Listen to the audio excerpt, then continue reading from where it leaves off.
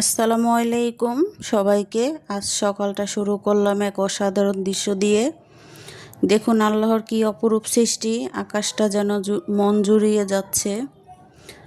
ছাদ থেকে প্রাকৃতিক এই সুন্দর উপভোগ করে মনটা একদম শান্ত হয়ে গেল।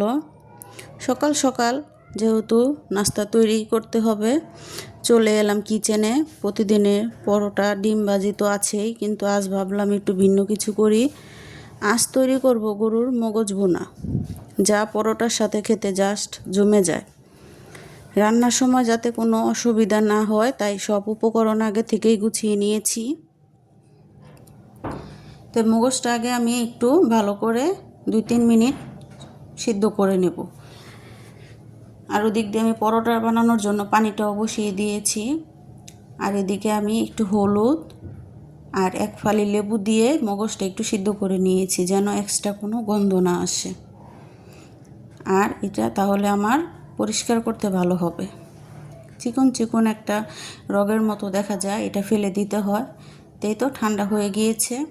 আর এদিকে আমি পরোটার জন্য আটার ডোটা করে নিয়েছি অফ ক্যামেরায়, সাথে পরোটাও বানিয়ে নিয়েছি। আর এই যে মগজটা পরিষ্কার করে চাকু দিয়ে একটু কুচি কুচি করে নিয়েছি। এখন আমি মগজের জন্য মশলাটা কষিয়ে নেব।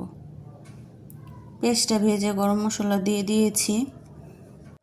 মশলাটা ভালো করে সব কষিয়ে নেব। আদার পেস্ট, রসুনের পেস্ট, যা যা লাগবে সব পরিমাণ মতো দিয়ে দিচ্ছি।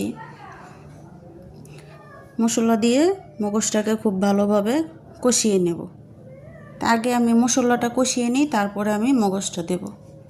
তাই তো পরিমাণ মতন হলুদ, মরিচের গুঁড়া, যা যা লাগবে তাই দিয়ে নিচ্ছি। ভালো করে কষে উপরে যে সময় তেলটা চলে আসবে তখন আমি মজকটা অ্যাড করব। উপরে তেল চলে এসেছে। আর এখন এই যে আমি গরম মশলার গুঁড়া, জিরার গুঁড়া সব মশলা অ্যাড করে নিচ্ছি। হালকা একটু পানি দিয়ে নিচ্ছি। আর যেহেতু ঝোল অ্যাড করব না, এই তো মগজটা এখন আমি এক এক করে দিয়ে দেব।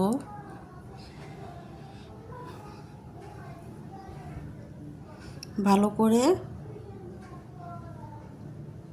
কষিয়ে নেব। এই মগজ ভুনাটা বানানো কিন্তু খুবই সহজ আর স্বাদে অতুলনীয়। দেখুন কি সুন্দর রং আসছে। রান্না প্রায় শেষ, এবার সুন্দর করে পরিবেশের পালা। হালকা আর একটু মশলা অ্যাড করে দিয়েছি। মগজটা কিন্তু আমার কমপ্লিট। এখন আমি 3-4টা কাঁচামরিচ কেটে দিয়েছি। তাই তো আমি ঢেলে নিয়েছি।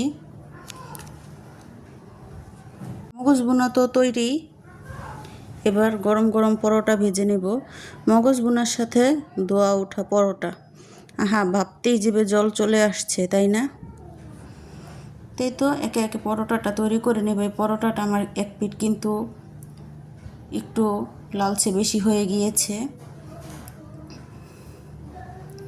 নাস্তা তো তৈরি, কিন্তু সকালে নাস্তা 1 কাপ গরম চা না হলেই যেন চলেই না। আমার মনে হয় শুধু আমিই নই, বেশিরভাগ মানুষের কাছেই চা ভীষণ প্রিয়। এই 1 কাপ চা যেন অন্যরকম এক শান্তি এনে দেয়। দেখুন আমার চায়েও সব দিয়ে দিচ্ছি। আগে দুধটা ভালো করে আমি একটু জাল দিয়ে নিচ্ছি, এখন চায়ের পাতি দিয়ে দিব। আর এদিকে ডাইনিং টেবিলে খাবার পরিবেশন করছি। এবার শুধু পরিবারের সবার আসার অপেক্ষা। তা আশা করি আজকের এই ভিন্নধর্মী সকালের নাস্তাটি আপনাদের সবার ভালো লাগবে। ভিডিওটি ভালো লাগলে লাইক, কমেন্ট আর শেয়ার করতে